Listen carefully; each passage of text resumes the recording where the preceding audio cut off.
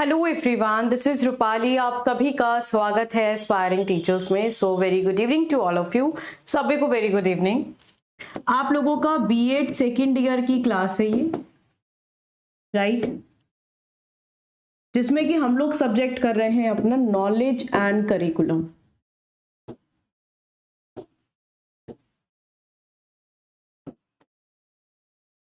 अब इस सब्जेक्ट का हमारी अभी तक 2 वीडियोस हुई हैं, जिसका आप लोगों को प्लेलिस्ट में मिल जाएगा। बाकी सब्जेक्ट का जो इम्पोर्टेंट क्वेश्चन आता है इस यूनिट से, अभी यूनिट 1 पर है। सो आज का क्वेश्चन है role of knower and known in transmission of knowledge.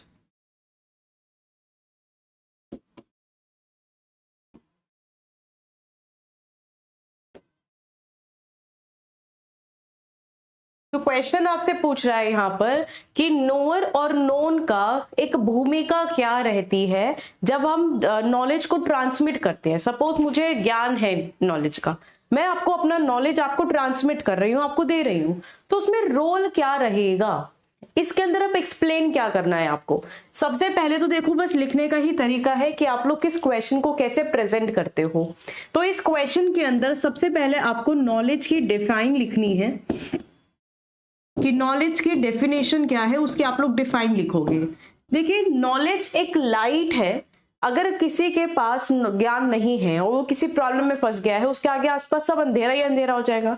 But हाँ, अगर आपके पास कोई भी एक अचानक से आइडिया या ज्ञान होता है तो आपकी वो डार्कनेस को वो हटा सकता है। ज्ञान एक तरीके का फैक्ट होता है। ये सारी चीजें जो मैंने आपको फर्स्ट क्लास में बताई थी, उस तरीके से आप लोग डिफाइन कर सकते हो सबसे पहले। उसके बाद इसी के अंदर आपको लिखने हैं methods of knowledge, methods of acquiring knowledge, कि आपको ज्ञान किन किन तरीकों से मिलता है। इस क्वेश्चन को एक्सप्लेन करने का तरीका है कि आपको ज्ञान किन किन जगहों से मिलता है। तो इसके काफी सारे मेथड्स हैं, जैसे कि मैं आपको बताऊं, अपील टू अथॉरिटी, जो ये मैंने आपको सोर्सेस के अंदर कवर कराया था। Appeal to senses, appeal to experience, याद आया?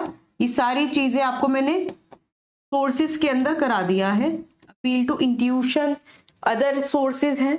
तो ये वो सोर्सेज हैं आप लोगों के, जो आप लोग मेथड्स के अंदर भी लिख सकते हो। अब बारी आती है कि जानने के डिफरेंट तरीके कौन कौन से हैं। अगर आपके पास ज्ञान है तो आप लोग किन तरीकों से जान सकते हो, तो यहाँ पर डिफरेंट वेज हैं।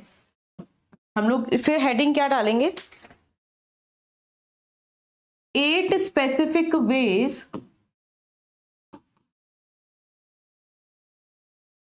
Of knowing. 8 अलग प्रकार की चीज, ज्ञान को जानने के तरीके क्या क्या है, वो चीजें आपको मेंशन इसके अंदर करनी है। जैसे कि मैं आपको पहला बताऊं, यहां पर पहला है लैंग्वेज, फिर आता है आपका सेंस, परसेप्शन, फिर आता है आपका reason, then imagination,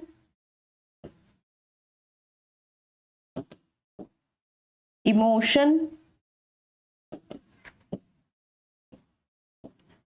then faith, intuition, memory. देखिए, यहां पर हम लोग तरीके समझ रहे हैं कि आप लोग अगर किसी के पास ज्ञान है तो 8 डिफरेंट तरीके के तरीके क्या है ज्ञान को लेने के, और हमने वाला कहना चाह रहा है।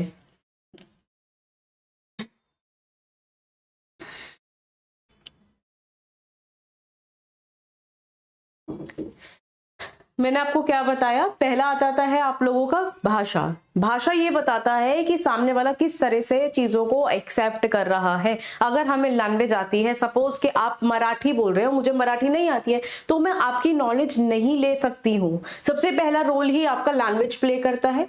उसके बाद आता है सेंस परसेप्शन, कि आप लोग चीजों को अवधारणा कैसे कर रहे हो, उसको ग्रहण कैसे कर रहे हो, किसी चीज के बारे में आप लोगों के सेंसेस, आप लोगों का माइंड कैसे वर्क कर रहा है।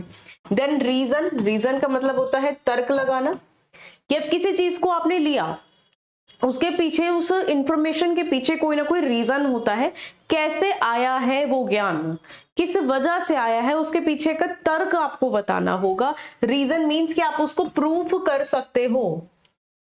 कोई भी चीज आप लोग करते हो तो उसके पीछे का प्रूफ आपको पता होना चाहिए, तो रीजन होना चाहिए कि ये इंफॉर्मेशन ऐसे आई है। कि जैसे आपने देखा होगा कि न्यूटन ने एप्पल को ऊपर उछाला था, वो एप्पल नीचे आया, तो उसके पीछे एक रीजन था नीचे आने का। तो वही चीज है ये आप लोगों का, कि उसके पीछे का तर्क क्या है। देन आता है इमेजिनेशन, हम उसके ऊपर कल्पना कर सकते हैं, इमेजिन कर सकते हैं, राइट, चीजें समझ में आ रही हैं।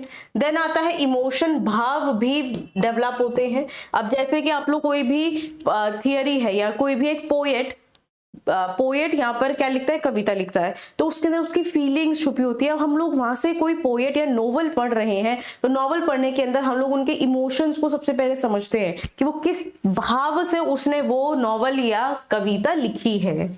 देन फिर अगर आप लोग उस ज्ञान के ऊपर विश्वास नहीं करोगे तो वो ज्ञान आपके किसी काम का नहीं है। विश्वास या फेथ मैटर करता है, आप लोग सबसे पहले उस ज्ञान के ऊपर फेथ रखना जरूरी है।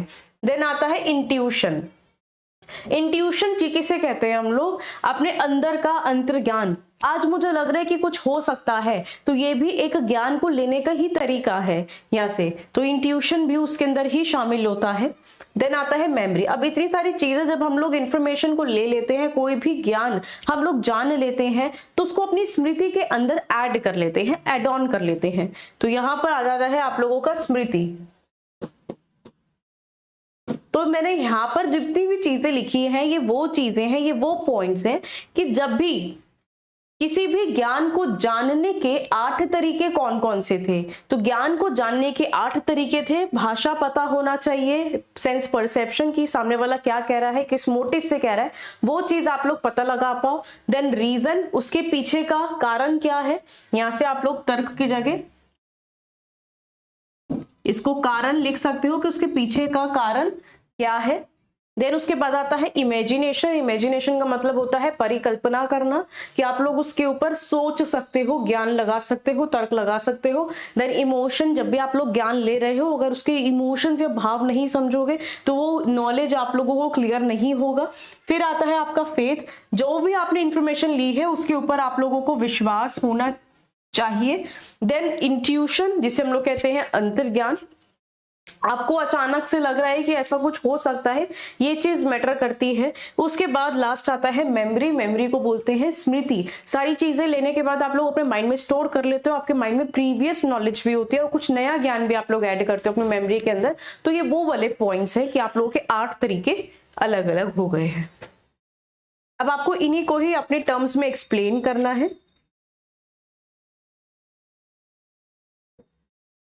क्लियर हुआ?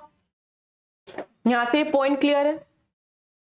इसके बाद आप लोग छोटा सा एक पॉइंट कंस्ट्रक्टिविज्म का एक्सप्लेन कर सकते हो इसके अंदर, इसी क्वेश्चन में।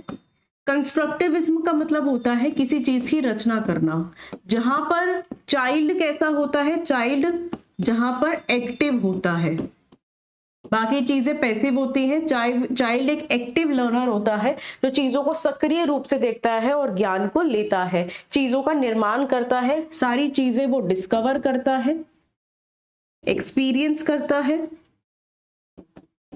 ठीक है, तो सभी चीजों की जो रचना करता है, तो वो कंस्ट्रक्टिविज्म का कॉन्सेप्ट आप लोग डिटेल के अंदर यहां पर बता सकते हो इस क्वेश्चन के अंदर।